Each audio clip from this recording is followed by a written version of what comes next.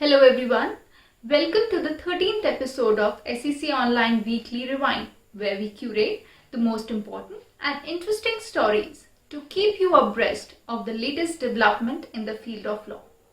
Hi, I'm Bhumika Indulia, and this week I have brought highlights of some recent significant updates of Supreme Court, High Courts, tribunals and commissions, legislation updates, and some recent book releases by Eastern Book Company.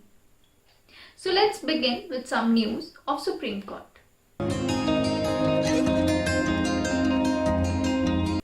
What's in the name? Said Shakespeare. But the Supreme Court believes that the name is indeed an intrinsic element of one's identity.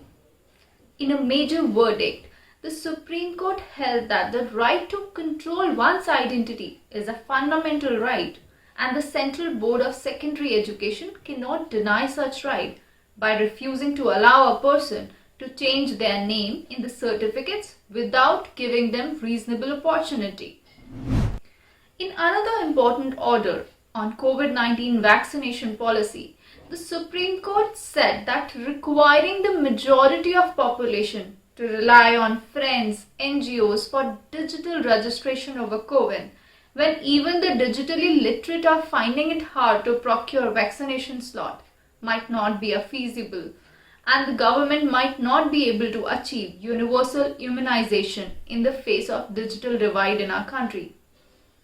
The court also sought clarification from government on vaccination procurement and distribution, vaccination by private hospitals, differential pricing, and vaccine logistics.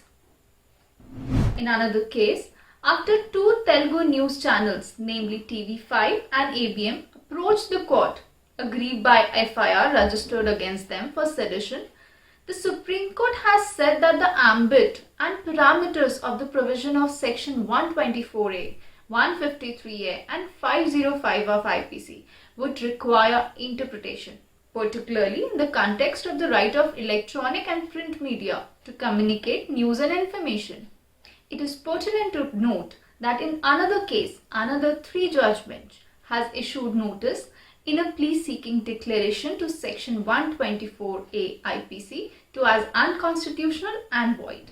Interestingly, in another case, the Supreme Court has quashed the sedition case registered against journalist Vinod Dua over remarks made by him against the government and Prime Minister Narendra Modi on YouTube. While the court upheld that the freedom of press is to criticize the government, it rejected the prayer that no FIR be registered against a person belonging to media with at least 10 years of standing unless cleared by the committee as suggested. Let's move to the High Courts. The Delhi High Court has dismissed the suit filed by Juhi Chawla regarding the rollout of 5G technology after observing that the suit was filed with the motive of gaining publicity. The court also listed out several reasons on why it found the plane defective and said that the present case was a classic textbook case of how not to draft a plane. In another case relating to the custody of a child, the Punjab and Haryana High Court has refused to consider extramarital affair as a ground to deny custody of child to the mother. The bench remarked that in a patriarchal society, it is fairly common to cast aspersions on the moral character of a woman. Even assuming a woman or has been in an extramarital relationship, the same by itself cannot lead to a conclusion that she won't be a good mother to deny her the custody of her child. The Calcutta High Court has granted interim bail to TMC leaders accused in Narada scam case. The order came after court noticed that the hearing may require some time for final determination. In the Lakshadweep regulations case, the Kerala High Court has granted the petitioner liberty to raise suggestions, objections, etc. even after the expiry of outer time limit of 21 days stipulated for public opinion under the Lakshadweep Town and Country Planning Regulations 2021.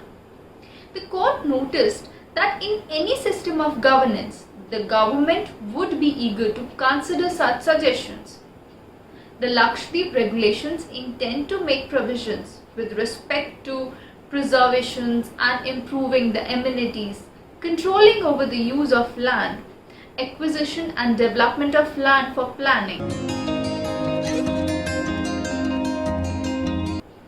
Let's move to the tribunals. The Securities Exchange Board of India has prima facie found 2 Infosys employees and 6 others violating the SEBI provision of Insider Trading Regulations 2015, and hence all have been restrained from buying, selling or dealing in securities pending detailed examination until further orders.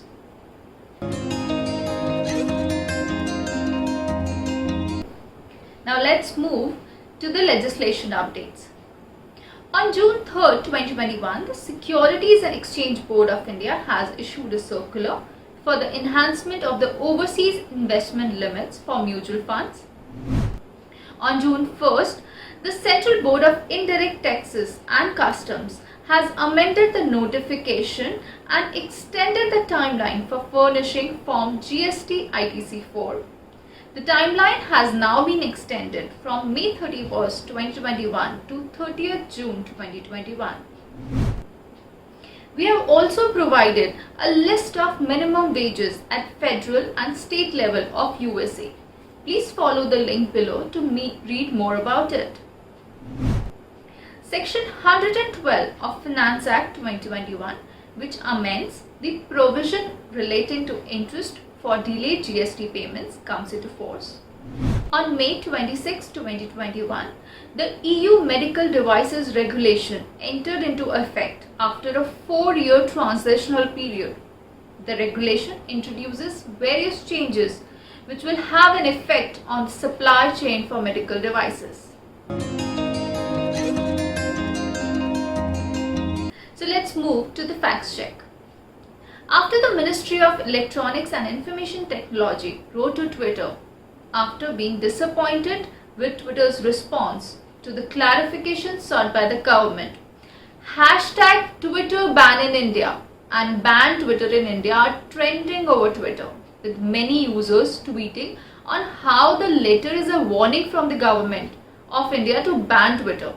However, our fact check team found that the letter by the government does not talk about any kind of ban at all. What the letter states is that non-compliance with the rules will lead to Twitter losing exemption from liability as an intermediary available under Section 79 of IT Act 2000, which has clearly been provided under Rule 7 of OTT Rules 2021. The consequence of losing protection under Section 79 of IT Act means that the intermediary, in this case Twitter, can now be taken to court for any content that is posted on its website by any user. Hence, it is safe to say that the letter has been wrongly interpreted by many Twitter users. Let's move to our new segment of book releases by Eastern Book Company. Simply Legal Contracts by Shweta Vishwanathan. The book is divided into 14 chapters and covers all the topics taught under contract law. In this book, the principles of contract law are linked with everyday examples so that it is reiterated that law is all around you and not some isolated, complicated thing standing by itself. This book will also help the reader to think like a lawyer by comprehending the various principles of tort, apply it to a given situation and get the answer as per law.